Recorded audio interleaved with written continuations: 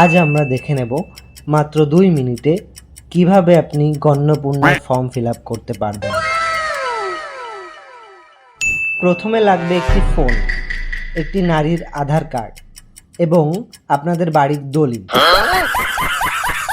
Instagram ও Facebook ID password, পাড়ার কাকিমাদের সাথে ঝগড়ারত অবস্থার ভিডিও, 10 বছর আগে জমা না দেওয়া ইলেকট্রিক বিল, পাশের বাড়ির দাদুর হাড় ভেঙে যাওয়া এক্স-রে রিপোর্ট,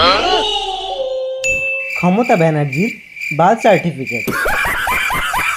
তোমার বাবা মায়ের বিয়ের সময় তোমার সাথে তোলা একটি ফটো,